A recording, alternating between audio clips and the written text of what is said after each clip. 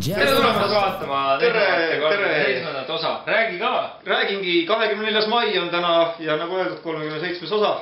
Minu nimi on Heigo. Mina olen Marko. Ja täna räägime põnevatest teemadest, nagu näiteks Windows Phone 7.1. Ja aga kõigepealt soovime teile palju õnne kõigile. Tuleb välja, et iga viies meist jah. Kasutab nutitelefoni. Ja nii, et tere tulemast 1/5 eestlasi. Ja need, kellel ei ole nutitelefoni, te vaatate niikuinii, et te tunnete ennast korraks nagu kõrvale jäetuna. Ei ole põhjust, teid on rohkem. Ja Heigo tunneb ka nii, et ärge muretsege üldse. Minu E51 on väga nutikas telefon, tal on Skype sees. No näed, siis on küll. Ja Quick. Aga sellegi poolest tore uurimus ja näitab, et kasvab. Me oleme teisel kohal. Jah. Euroopas. Mis Euroopas? Euroopas oleme kindlasti väga kohal, mingil asjal me oleme teisel kohal. Aga Balti riikides teisel kohal. Ja huvitav oli veel meeste ja naiste vahekord selles. Oli. Sest et poleks nagu arvatanud. See on ületav. Naised omavad meid.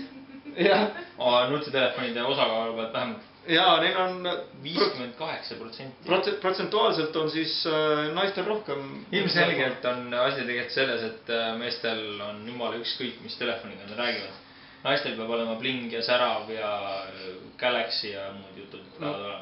Võib-olla tõesti, aga igal juhul, mille üle võime eriti uhked olla, on see, et uuringust tuli välja see, et vastupidiselt siis lätlastele ja leedukatele, kellel on põhimotivaatoriks mingisugust telefoni osta, on selle bränd, siis eestlastele olid kõige olulisemad näitajad akukestvus, protsessori kiirus. Sellised olulised asjad. Minu pärast olgu ta või... Operatsioonisüsteem ka veel, alles 4. oli vist bränd. Olgu ta või CTE. Jah. Aga kurat, kui see on 2-gigane prose sees, ma ei võta mingisugust Samsungi. No, mina arvast ka. No nii. Juhuslikult muidugi, kui see Samsung parem ei ole ja see CT ikkagi ei jõnksutaks. Mida 800 MHz protsessoriga need teevad kahjuks. Aga see selleks, tegelikult tänane tunduvalt olulisem uudis tuleb meil Windowsi vallast.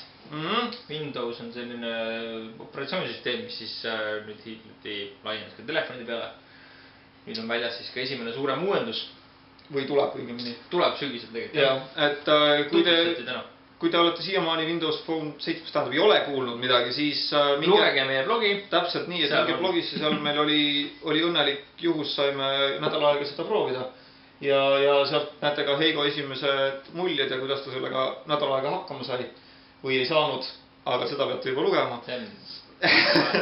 Vastastikused tunded valdasid mind tervelt seda juttu kirjutades. Ja, aga see update siis uuendus, see suur uuendus hõlmab endast siis mõningaid asju.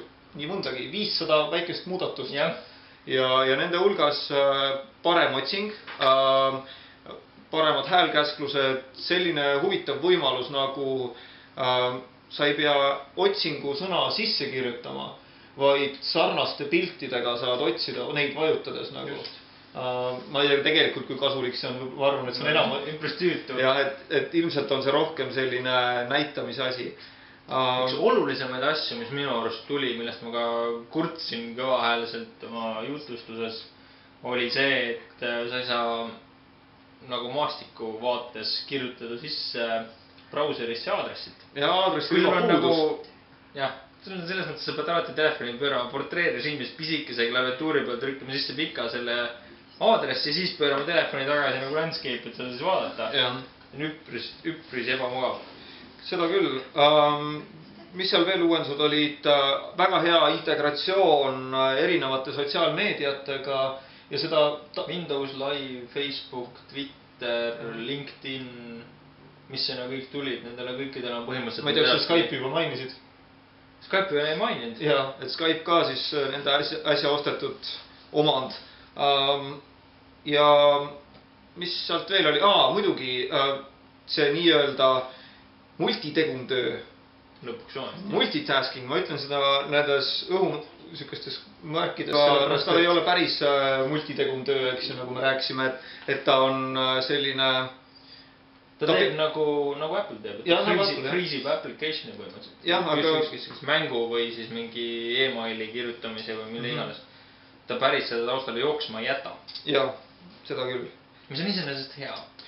Jah, seal ongi täpselt, et mõnes kohas on ta hea, mõnes kohas ta hakkab häirima, see oleneb kõik sellest, et kui hästi on, millistel programmidel ta lubab taustal töötada. Noh, loogiline on see, et seal saab töötada selline asi nagu muusikapleier ja tore oleks, et Skype ja kõned saaksid, eks ju, taustal joosta. See oleks aga see oleneb täpselt sellest, et mida üks selle programmi kirjutaja siis ja mida nad lubavad. Just. Mis veel? Nokia ja Windowsi esimene sümbioosne telefon saab tulema kindlasti ka selle Windows Phone 7.1-ga.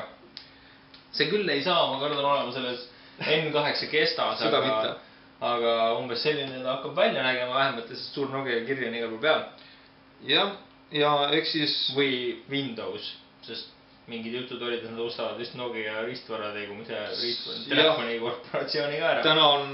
Täna on alles teisipäev, nii et me veel ei tea, selle nädala jooksul pidi mingi uudis selle kohta tulema, nii et anname veel aega mõned päevad. Jah, sellest räägime juba järgmisel nädalal. Täpselt nii. Aga asjad, mis toimuvad juba sel nädalal, on näiteks see, et meil on võimalik suunata kogu enda pilt olemasolevast iPadist või iPhone'ist nüüd ka Windowsi arvuti kaudu ekraanile. Ja see oli siuke väga lukus süsteem ennem, et toimib põhimõtteliselt sarnaselt nagu DLNA. Jah, just. Aga see on hästi Apple'i poolt kontrollitud ja see ei ole vist nii avatud kui DLNA. Oi, nii palju kui ma lugesin selle kohta igasuguseid arvustusi või nagu kommentaare selle programmi kohta, siis kuskil täpselt üle 1 tulid kommentaarid, et neil see ei tööta ja see vajab Windows Media Centeri versiooni sinu Windowsi versioonist siis. Ja öeldi, et see on hetkel tööle pandud ainult 7-ga, ehk siis see ei pruugi üldse töötada Vista peal. Ehk siis siuke ääri-veeri, nibin-nabin jaamine. Aga esimene samm on tehtud ja meie igal juhul plaksutame iga kord selle peale, kui Apple ja Microsoft omavahel hästi läbi saavad. Jah.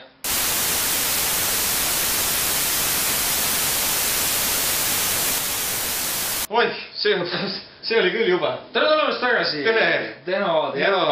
Me lõpetasime sellega, et kui Heigo ostab endale kunagi tulevikus iPadis, ta proovib seda Windows Media Centri asja ka enda ilma Windows Media Centrita arvutis. Jep. Ja see annab teile teada, kas töötas või mitte. Loodame, et töötab. Jah. Aga see selleks, see on juba vana uudis. Muidugi. Nüüd me räägime sellest, et kõige lahedam tablet on müügil. Millest me praegu teame, aga mida tegelikult veel ei ole.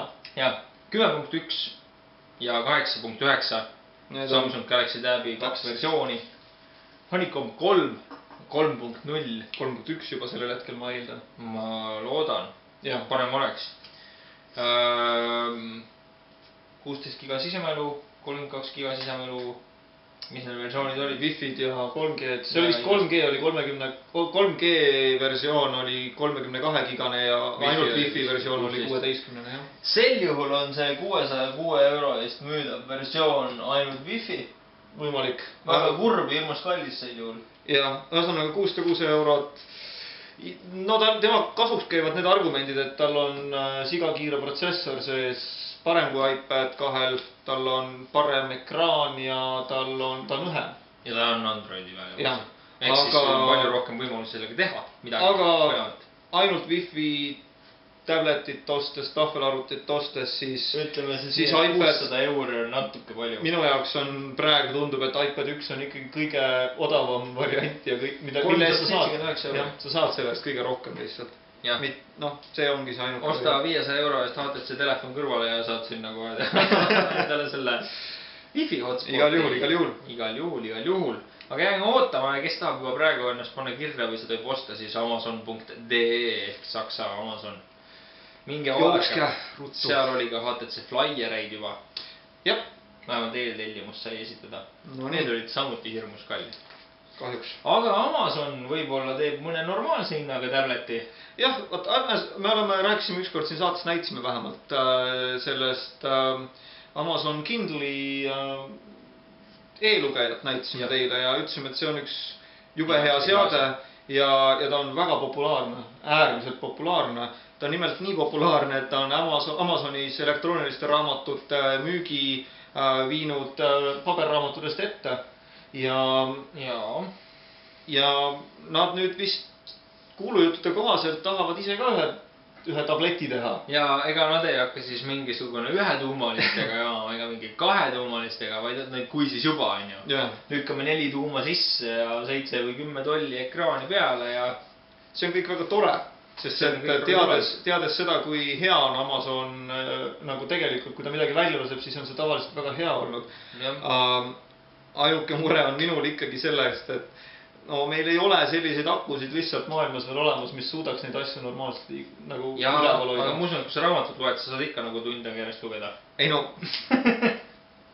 jube tore oleks ikkagi see, kui saaks sellega natuke rohkem teha ja natuke kauem teha. Aga räägitakse 2 mudelist, peaks ka olema erinevate suurustega natukene ja oodata on neid kas selle aasta jõulutel või järgmise aasta alguses. Täpselt nii. Ma usun, et kas meil oli veel midagi? Vahepeal kiire uudis tuli meile. Nii. Firefox 5 beta. 4 nad said välja umbes täpselt mingisugune, millal see oli siis? Kuu 2 tagasi umbes või? Rohkem nad kõigist. Ma ei tea isegi, see oli, me oleme mingist saates sellest rääkinud. Minge vaadake järgi. Ühesõnaga, nüüd on neil 5. versioon betas. Minge testige seda. Selle saab ka Androidi peale. Jaa, mitte ainult nagu arvutisse. Mis siis vahepeal veel juhtunud on? Ühe aasta jooksul sai Chrome 12 versiooni valmis. Firefox sai mitukümmend aastat. Ja ütleme siis kiirelt veel selle ära, et PlayStation Network rünnatakse teda, nii et ta veel stabiilne päris ei ole, kuigi mängida saab.